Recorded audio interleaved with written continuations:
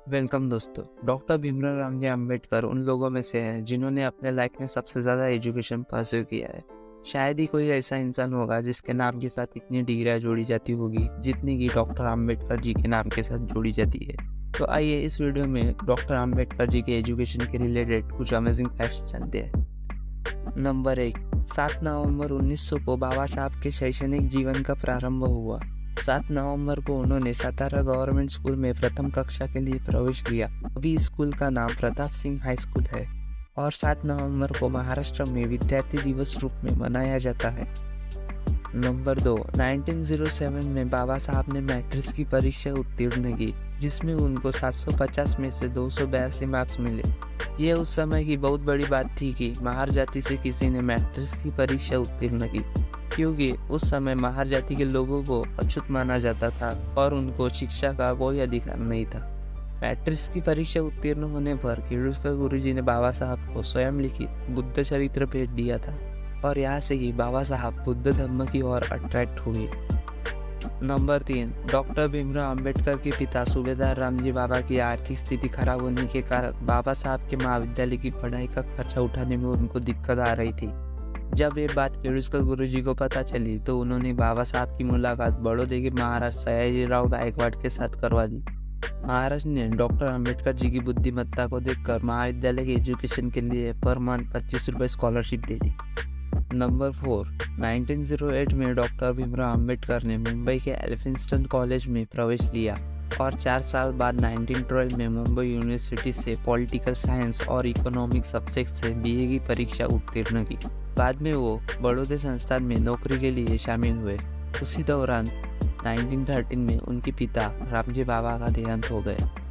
Number 5, बाबा साहब का आगे पढ़ने में बहुत मन था, लेकिन उनके पिता के देहांत के बाद उनके पास कोई फाइनेंशियल सपोर्ट नहीं था। उसी दौरान बड़ौदे के महाराज सयाजीराव गायकवाड़ 4 स्टूडेंट्स को हायर एजुकेशन के लिए अमेरिका में भेजना चाहते थे। उन 4 स्टूडेंट्स में उन्होंने डॉक्टर अंबेडकर को भी सिलेक्ट किया। बड़ौदे संस्थान और डॉक्टर अंबेडकर के बीच में एक एग्रीमेंट साइन हुआ था जिसमें लिखा था कि डॉक्टर अंबेडकर पर्टिकुलर टाइम के लिए अमेरिका में पढ़ाई करेंगे, जिसमें उनको पर मंथ 11.5 पाउंड स्कॉलरशिप मिलेगी। बदले में उनको 10 साल के लिए बड़ौदे संस्थान में नौकरी करनी पड़ेगी। नंबर 6, बड़ौदे संस्थान से स्कॉलरशिप मिलते ही डॉक्टर भीमराव अंबेडकर 1913 में अमेरिका के न्यूयॉर्क सिटी में गए। वहाँ पे उन्होंने कोलंबिया यूनिवर्सिटी में एमए के लिए एडमिशन ली। एमए में उनके पॉलिटिकल साइंस और इकोनॉमिक मेन सब्जेक्ट थे। नंबर 7, 1915 में डॉक्टर भीमराव अंबेडकर ने एंशिएंट इंडियन कॉमर्स या विषय पर थीसिस लिखी और यह थीसिस पर ही उनको कोलंबिया यूनिवर्सिटी ने एमए की पदवी समर्पित की। बाद में इस थीसिस को admission and finance of east India इस नाम से प्रकाशित किया गया। नंबर 8, भीमराव अंबेडकर जी ने पीएचडी के लिए the national dividend of India a historical and analytical study नाम की थीसिस लिखी। 1916 में कोलंबिया यूनिवर्सिटी ने थीसिस एक्सेप्ट की, लेकिन साथ में एक शर्त भी रखी कि इस थीसिस की कुछ प्रतियां छपवाकर यूनिवर्सिटी में जमा करने पर ही भीमराव अंबेडकर को ऑफिशियल पीएचडी की उपाधि दी जाएगी। हालांकि 1916 में यूनिवर्सिटी ने भीमराव अंबेडकर को अपने नाम के सामने डॉक्टर ये शब्द जोड़ने की अनुमति दे दी थी। नंबर 9, आगे 8 साल बाद 1925 में डॉक्टर अंबेडकर की पीएचडी वाली थीसिस को पीएस किंग्स एंड सन्स इस कंपनी ने the evolution of provisional finance in British India इस नाम से बुक को प्रकाशित किया। डॉक्टर अंबेडकर ने शर्त के अनुसार इस बुक को कोलंबिया यूनिवर्सिटी में भेजा। बाद में उनको यूनिवर्सिटी से ऑफिशियल पीएचडी की उपाधि मिली। उस बुक का परिचय डॉक्टर अंबेडकर के फेवरेट प्रोफेसर सेलिगमन ने लिखी और डॉक्टर अंबेडकर ने वो बुक सयाजीराव गायकवाड़ महाराज को समर्पित की है। नंबर 10, 3 साल की अवधि के लिए मिली हुई स्कॉलरशिप का उपयोग बाबा साहब ने केवल 2 वर्ष में ही अमेरिका में कोर्स पूरा करने में किया था। अब उनको लंदन में जाकर अर्थशास्त्र में रिसर्च करनी थी और कुछ डिग्रियां भी हासिल करनी थी। इसलिए उन्होंने महाराज सयाजीराव गायकवाड़ को 2 या 3 साल के लिए स्कॉलरशिप बढ़ाई जाए ऐसा अनुरोध पत्र 2 से 3 बार भेजा, लेकिन वह अनुरोध सारी बार खारिज कर दिया गया। बाद में प्रोफेसर सेलिगमन ने बाबा साहब के लिए दूसरा अनुरोध पत्र भेजा, लेकिन इस बार उन्हें केवल 1 साल के लिए स्कॉलरशिप का एक्सटेंशन मिला। नंबर 11, 1916 में डॉक्टर अंबेडकर लंदन चले गए। वहाँ उन्होंने लॉ की पढ़ाई के लिए ग्रेज इन में प्रवेश लिया और साथ ही लंदन स्कूल ऑफ इकोनॉमिक्स में भी प्रवेश लिया, जहाँ उन्होंने अर्थशास्त्र की डॉक्टरेट थीसिस पर काम करना शुरू किया। नंबर 12, कोलंबिया यूनिवर्सिटी में एमए और पीएचडी के लिए बाबा साहब ने अर्थशास्त्र की पढ़ाई की थी, इसलिए बीएससी की परीक्षा न देकर सीधा एमएससी के लिए डॉक्टर अंबेडकर को एडमिशन दे दी जाए, ऐसा अनुरोध प्रोफेसर कैनन ने लंदन यूनिवर्सिटी को किया था और लंदन यूनिवर्सिटी ने उनकी रिक्वेस्ट को एक्सेप्ट भी किया था। नंबर 13, 1917 में 1 साल की स्कॉलरशिप खत्म होने के कारण बाबा साहब को उनकी पढ़ाई बीच में ही छोड़कर भारत लौटना पड़ा, लेकिन लंदन छोड़ने से पहले उन्होंने 4 साल के दौरान किसी भी समय अपनी अधूरी पढ़ाई वापस शुरू कर सकते थे, ऐसी लंदन यूनिवर्सिटी से अनुमति प्राप्त की थी। नंबर 14, बाबा साहब जब भारत लौट रहे थे तब वो काल फर्स्ट वर्ल्ड वॉर का था। बाबा साहब केसरे हिंद बोट से भारत लौट रहे थे, तभी जर्मन पनडुब्बी ने एक बोट को डुबो दिया और मुंबई में ये खबर चली गई कि बाबा साहब की बोट का एक्सीडेंट हो गया और अब वो नहीं रहे। लेकिन हकीकत में जिस बोट में बाबा साहब की किताबें थे वो बोट डूब गई थी। जब ये वार्ता बाबा साहब को पता चली तो उन्हें बहुत दुख हुआ था। नंबर 15, बाबा साहब भारत में आने के बाद बड़ौदे संस्थान में नौकरी के लिए गए।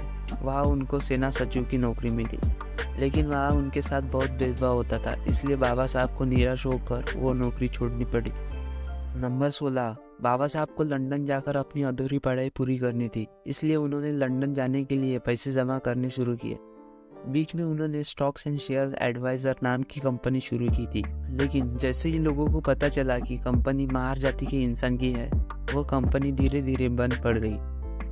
नंबर 17, बाबा साहब को सिडेनहम कॉलेज में राजनीतिक अर्थव्यवस्था के प्रोफेसर के रूप में नौकरी मिल गई थी, जहाँ पर उनको 450 रुपये सैलरी मिलती थी। उसमें से 100 रुपये वो घर में घर चलाने को देते थे और बाकी के पैसे आगे की पढ़ाई के लिए बचा कर रखते थे। नंबर 18, 1920 में कोल्हापुर के शाहू महाराज अपने पारसी मित्र के सहयोग और कुछ निजी बचत के सहयोग से बाबा साहब एक बार फिर से लंदन वापस जाने में सफल हो पाए।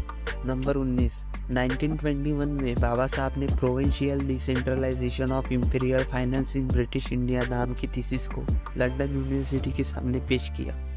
लंदन यूनिवर्सिटी ने उसे एक्सेप्ट कर लिया और बाबा साहब को एमएससी की पदवी से सम्मानित किया। नंबर 20, 1922 में बाबा साहब को ग्रेज इन ने बैरिस्टर एट लॉज की डिग्री प्रदान की। नंबर 21, 1923 में बाबा साहब ने अर्थशास्त्र में डीएससी की उपाधि प्राप्त की। डीएससी के लिए उन्होंने the problem of the rupaya thesis लिखी थी।